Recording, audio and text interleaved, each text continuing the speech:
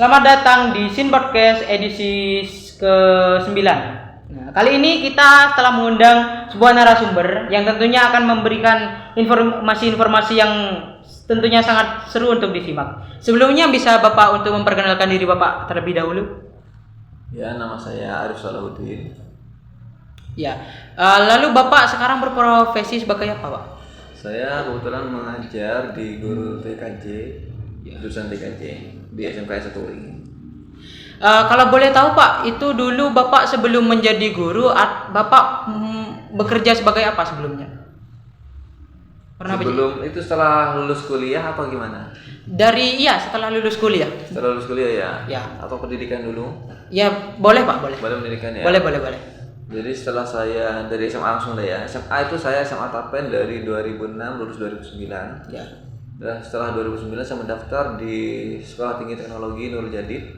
2009 lulus di tahun 2013 dan melamar pekerjaan di tahun 2014-nya. Karena ada waktu jeda itu masih ada jeda, masih bantu orang tua. 2015 saya melamar pekerjaan di Malang. Dan kebetulan itu di PT Arkaboga Cemerlang di bagian sales taking order, di mana sebagai memasarkan produk wafer Pringgo, teh gelas dan lain-lain selama 1 tahun di Probolinggo, perempatan di Probolinggo. Ya. Terus setelah itu putus kontrak di sana, berhenti kerjanya. Dapat berapa bulan setelah itu pernah kerja susah juga. Tidak gampang sebelum saya menjadi seorang guru. Macam-macam pekerjaan yang saya jalani waktu itu. Waktu itu saya pernah bekerja nelayan, mungkin tahu pekerjaan nelayan, ya, menjaring ikan di laut ya. Itu beberapa bulan saja. Setelah itu saya melanjut pekerjaan di Bali waktu itu 2016, tahun 2016-nya. 2016-nya kan masih muda, jadi bisa berkenalan kemana-mana tanpa ada intervensi dari orang-orang lain gitu ya. Jadi waktu itu saya jadi ayah, kebetulan sakit, dan saya sebagai penanggung jawab kepala keluarga, dan saya kerja di daerah Kintamani, tepatnya di Kabupaten Bangli, Bali. Selama 2 tahun dari 2016 sampai 2017 setelah saya menikah. Sebelum saya menikah waktu itu. Dan setelah saya menikah saya minta resign di tempat saya kerja. Setelah itu saya kerja lagi di Jember. Di Jember. Kerja apa di sana? Ada BRI Live dan juga ada di Lipo Plaza Jember juga. Ya. 2018. Setelah itu putus kerja, itu saya jadi wira swasta. Bekerja apa saja saya kerjakan di rumah. Dan 2019 itu saya terikat kerja kontrak dengan PT Adira Dinamika Multifinance di perbankan. Waktu itu di cabang Situbondo, penempatan cabang Situbondo 2019 sampai 2021 akhir sebagai ARO, Remedial Officer di sana ya. Untuk penempatannya wilayahnya saya memegang 4 kecamatan: Wonosari, Botolinggo, Prajekan, sama Kelabang. Itu saya memegang 4 kecamatan. Dan akhirnya waktu karena kondisi yang tidak memungkinkan sehingga saya penurunan daya fisik ya, daya tahan tubuh sudah berkurang sehingga saya mengalami bukan kecelakaan tapi infeksi paru-paru. Infeksi paru-paru dan tahun berapa itu Pak? Saya resign 2021 itu sudah mengundurkan diri.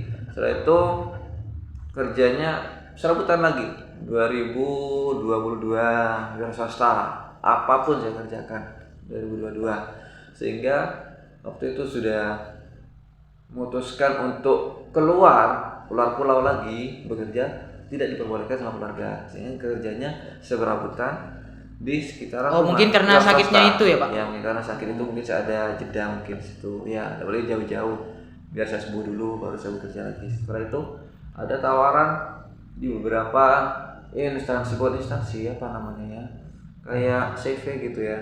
CV ya. Ya, di koperasi kepingguan itu ya juga ada, di Mekah juga ada. Cuma saya tidak mau karena kondisi saya yang tidak memungkinkan, saya tidak mau ya. Dan ada waktu itu di sini ada membutuhkan tenaga guru, tenaga mengajar, karena beberapa sudah lulus PP, P3K keluar, sehingga tidak ada posisi yang kosong yang dibutuhkan di TKJ dan juga beberapa guru umum. Iya. Ya, sehingga ada kosong di situ. Saya memutuskan untuk melamar, yang informasinya saya dapat dari teman kerja dari istri saya. Lalu itu apakah itu lamarannya tahun berapa, Pak? Lamarannya 2023, tahun ajaran yang kemarin. Oh, jadi Bapak langsung bekerja di tahun itu juga?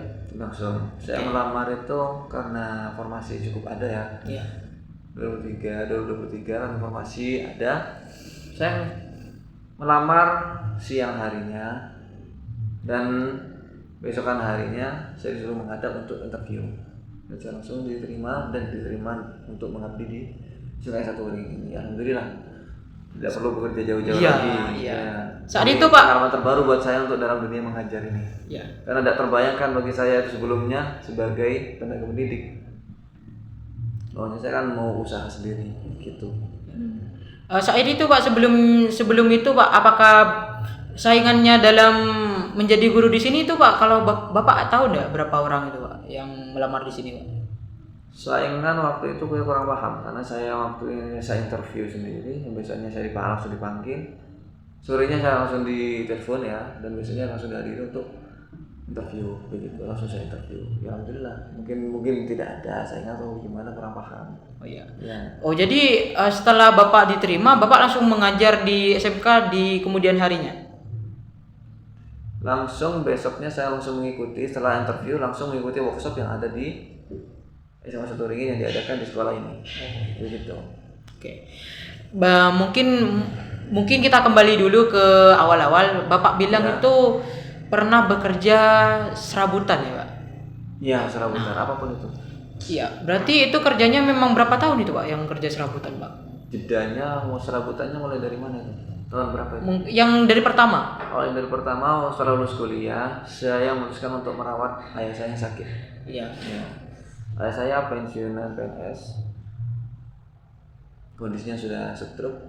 Ya, ibu sudah lumayan sepuh, jadi untuk merawatnya butuh bantuan saya sebagai anak tertua di keluarga saya. Dan adik juga masih sekolah. Dan waktu itu saya merawat beberapa bulan saja dan memutuskan untuk membantu perekonomian keluarga dengan bekerja di Probolinggo yang saya daftar waktu itu di Malang dan diterima di penempatan di Probolinggo gitu. Lalu apakah Bapak pernah kayak bekerja di perusahaan atau menjadi buruh pabrik atau semacamnya Pak? Di buruh pabrik saya pernah melamar di daerah Mojokerto, cuma waktu itu karena kendala masih terikat kontrak dengan PT Arta Boga Cemerlang sehingga tidak bisa langsung minta izin untuk keluar kota, jadi tidak bisa. Oh jadi akhirnya batal kerja di sana? Batal tetap di Arta Boga Cemerlang. Lalu katanya Pak, saya dengar-dengar Bapak itu pernah bekerja di luar negeri, benar Pak? Oh tidak, bukan. Oh bukan, oh ya. Ya berarti salah ya. Informasi itu. Iya. Kalau di luar pulau ya di Bali. Iya di Bali. Di Bali bekerja berapa tahun tadi Pak? 2 tahun, 2016 bulan Januari sampai 2017 bulan berapa ya? Bulan 10. Menurut Bapak kerja di Bali itu potensinya besar enggak? Atau ada hal yang gitu Pak? Potensi kerja di Bali, bekerja macam-macam profesi yang dibutuhkan di Bali. Kalau saya waktu itu saya dipercaya sebagai pemegang kios pupuk pestisida. Pestisida ya. Obat-obatan pertanian dan alat-alat pertanian itu di Kintamani, Bangli, tepatnya di desa Penglipuran. Banyak Penglipuran itu ada pasar, lupa saya apa namanya pasarnya itu. Iya. Pasar sekitar Kintamani itu namanya. Pasar Gotong Royong di situ. Oh iya. Lalu menurut Bapak dari semua pekerjaan yang sudah Bapak alami, semua yang sudah Bapak jalani, yang menurut Bapak paling enak atau Bapak paling betah itu kerja di mana? Bukan lebih betah ya, kalau lihat dari suasananya, setiap instansi pasti masih banyak orang yang terlibat di dalamnya, ya kan? Jadi saya sendiri kalau membandingkan, semuanya sebenarnya enak, cuma ada beberapa oknum yang bikin saya tidak enak. Nah, seperti itu. Terus kondisi dan juga target. Jika saya sendiri ya, waktu yang saya alami bekerja di Probolinggo sebagai sales itu, Ya. itu tekanannya lebih tinggi karena di bawah naungan Cina. Jadi tiap harinya laporan tuh ada berapa dapat berapa hari ini dan lain-lain. Dan kamu ke depannya mau gimana, besoknya mau gimana. Seperti itu. Berarti Cina ya, benar-benar tekanan ya, Pak? tekanannya ya, dimana lagi itu ketika barang yang sudah laku terjual dan juga ada barang yang tidak laku terjual, itu dipotong dengan PPN yang ditanggung oleh karyawannya sendiri. Contoh, saya menjual teh gelas dengan nominal 3 juta rupiah, Ya. 3 juta rupiah, sehingga nanti ada beberapa barang yang retur, dan retur itu dipotong PPN yang ditanggung oleh karyawannya sendiri. Dimana PPN waktu itu 10%, sekarang sudah mulai masuk 12%. Iya, sudah mau 12%, Pak, tahun depan. Sehingga 3 juta itu dipotong 10% dari 3 juta jadi 300 dipotong, jadi bersihnya saya terima 2.700.000 rupiah waktu itu. Dan itu pun sudah untung bersih berarti itu sudah ya, Pak? Bukan untung bersih, itu kerugian. Oh, masih itu ruginya. Itu kerugian. Oh, tuh, berat itu berarti ya, Pak, kerjanya. Itu saya berhenti karena waktu kecelakaan, tidak bisa lanjut, tidak bisa ambil cuti, tidak bisa. Soalnya itu berkelanjutan untuk saya seperti itu. Pindah lagi ke yang lain, apa lagi? Jadi menurut Bapak dari pekerjaan itu yang mana menurut Bapak yang paling betah atau yang paling enak ada Pak menurut Bapak? Yang paling enak menurut saya apa ya? Sebenarnya jadi guru sebenarnya potensi lebih enak. Oh, jadi guru lebih enak. Tekanannya tidak ada, cuma antara kita sosialisasi antara guru dan murid dan beberapa rekan guru yang lain dan teknik administrasi yang lainnya kan. Cuma benturannya, tanggung jawabnya yang begitu besar. Ya, seperti itu. Jadi Bapak pasti mengenal lingkungan sekolah ini pasti ya, Pak? Ya, alhamdulillah. Menurut Bapak sekarang bisnis apa yang berpotensi entah itu di sekolah atau di luar sekolah atau di masyarakat yang sangat berpotensi untuk dikembangkan menurut Bapak? Sekarang itu banyak ya, masuk sudah era digital. Jadi menurut saya ada 2 cara. Yang pertama secara konvensional, yang kedua secara digitalisasi, dimana kita memasarkan produk atau kemampuan kita melalui jasa ya yang sekiranya masyarakat butuhkan. Apa yang mereka butuhkan kita sediakan. Itu secara konvensional, kita pasarkan langsung, entah itu berupa produk makanan, produk jasa yang mereka butuhkan kita sediakan, kita mampu lakukan ya. Kalau yang secara digital, Pak?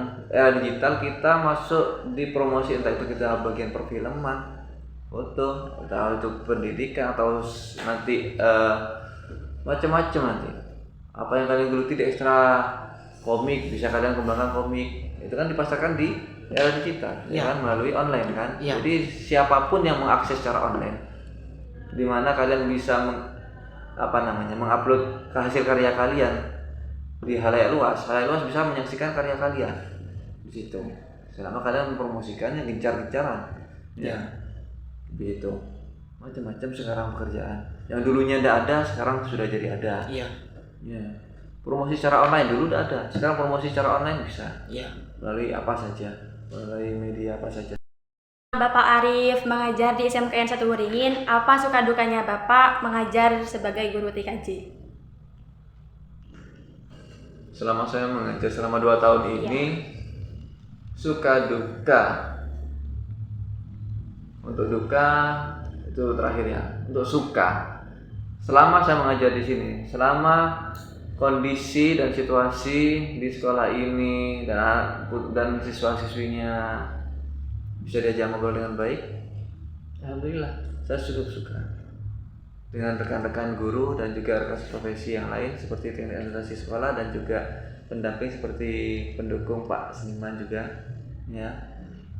Untuk dukanya mengenai nasib sebagai guru honorer ini, itu duka saya. Informasi dari pemerintah masih belum valid Soal nasib gaji itu, Pak. honorer ke depannya. Soal gaji itu, Pak? Bukan soal gaji, Apa, Pak? tapi mengenai nasib ke depannya. Honorer ini karena sistem dapodik itu sudah ditutup. Jadi nasib sebagai guru honorer ini mau dilanjutkan atau tidak, atau bahkan tersingkirkan oleh guru-guru P3K yang pindahan dari sekolah lain menuju sekolah kita. Jadi benar-benar tidak tentu ya Pak posisinya ya. Nah, honorer ini kan kita sebagai, saya sendiri ya, sebagai guru honorer di sini kan sebagai guru bantu mengajar di jurusan TKJ Iya. yang ditetapkan oleh Kak Konsli. Iya. Ya. Sementara nanti ada tenaga pengajar dari luar B3K dan mendapatkan posisi di S1 Turingin, otomatis kita sebagai golongan yang tersingkir, ya kan?